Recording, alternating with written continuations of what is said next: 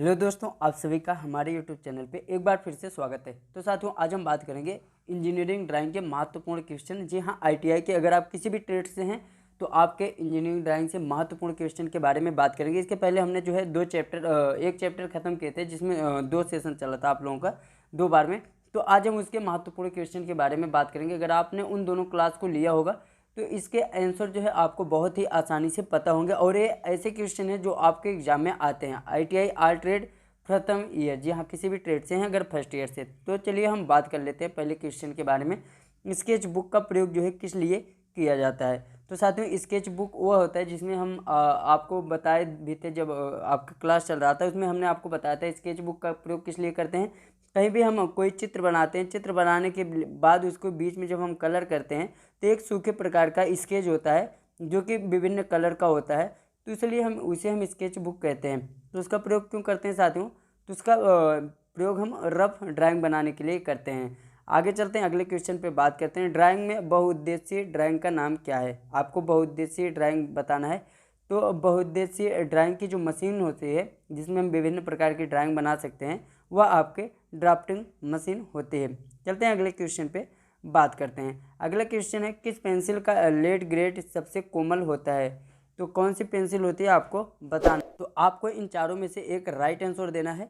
तो आपका जो राइट आंसर हो जाएगा, सबसे कोमल जो पेंसिल होती है वह आपकी 7B होती है। साथियों, हम आपको पहले भी बताए थे कि जब भी हमारा पैमाना एच की तरफ जाता है ऊपर तो वह हार्ड होती जाती है, और बी की तरफ जितना भी पैमाना अपना जाता है ऊपर वह कोमल होती जाती है। तो 7B सबसे कोमल होती है। और अगला क्वेश्चन है कि सबसे हार्ड पूछा है, सबसे कठोर पेंसिल, तो एच की तरफ सबसे ज़्यादा होगा, तो 9H आपका राइट आंसर हो जाएगा। चलते हैं अगले क्वेश्चन पे बात करते हैं। अगला क्वेश्चन है, 4 प्रकार की अर्ध स्वचलित पेंसिल लेड प्राप्त होते हैं। एक अर्ध स्वचलित पेंसिल का लेड आकार कितना होता है? आपको बतानी है। यह क्वेश्चन जो पूछा गया है यह फिटर, टर्नर और मशीनिस्ट में पूछा गया है 2012 में। तो आपको इसमें से राइट आंसर देना है। तो किस आकार का होता है? आपका ऑप्शन नंबर 4 सही हो जाएगा। 0.5 mm का होता है। अगला क्वेश्चन, निम्नलिखित में से कौन सा समूह सेट स्क्वायर में नहीं होता? तो सेट स्क्वायर के बारे में हमने आपको बहुत ही ज़्यादा बताया था। उसमें आपको बताया था कि 2 सेट स्क्वायर में जो सेटों की संख्या होती है वह जो है एक सेट होते हैं, अर्थात 2 होते हैं, जिसमें एक 60, 30, 90 का होता है और दूसरा 45, 45, 90 का होता है। तो आपका जो राइट आंसर हो जाएगा वह हो जाएगा ऑप्शन 1, 15, 75, 90, क्योंकि 15, 75 और 90 का कोई भी उस सेट स्क्वायर के जोड़े में नहीं होता है। तो चलते हैं अगले क्वेश्चन पे हम बात कर लेते हैं। अगला क्वेश्चन है, ड्राइंग पेपर की लंबाई व चौड़ाई का अनुपात क्या होता है? जो हमारा ड्राइंग पेपर होता है उसकी लंबाई चौड़ाई का अनुपात क्या होता है? तो आपका तीसरा हो जाएगा राइट आंसर 1:√2, जो ड्राइंग पेपर की लंबाई व चौड़ाई का अनुपात होता है। आगे चलते हैं, अगले क्वेश्चन पे बात करते हैं। 0 से 180 अंश या 360 अंश तक के कोण को मापने के लिए किसका प्रयोग किया जाता है? तो हम किस प्रकार का प्रयोग करते हैं साथियों? तो कोण मापन अर्थात प्रोटेक्टर का हम प्रयोग करते हैं जब भी हमें कोण को मापना होता है। तो चलते हैं अगले क्वेश्चन पे बात करते हैं। IS 1360 से 1986 के अनुसार टी स्क्वायर के T3 ब्लेड में लंबाई जो है इसकी कितनी होती है? तो उसकी जो लंबाई होती है साथियों आपकी 500 mm होती है। तो चलते हैं अगले क्वेश्चन पे बात करते हैं। वीडियो पे लास्ट तक बने रहे और आप कमेंट बॉक्स में जरूर बताएं कि आपको कितने क्वेश्चन के आंसर जो हैं पता थे। अगला क्वेश्चन है, A1 पेपर का साइज कितने mm का होता है? तो जो A1 पेपर का साइज होता है वह आपका पहला आपका राइट आंसर हो जाएगा 594 × 841 mm का होता है। तो चलते हैं अगले क्वेश्चन पे बात करते हैं। अगला क्वेश्चन है, 841 × 1189 mm ट्रिमिंग माप वाले पेपर को हम क्या कहते हैं? क्या कहते हैं? पेपर को हम किस में निर्धारित करते हैं? ए से निर्धारित करते हैं, A0, A2, A1, A4। तो राइट आंसर हो जाएगा आपका A0 के नाम से जानते हैं।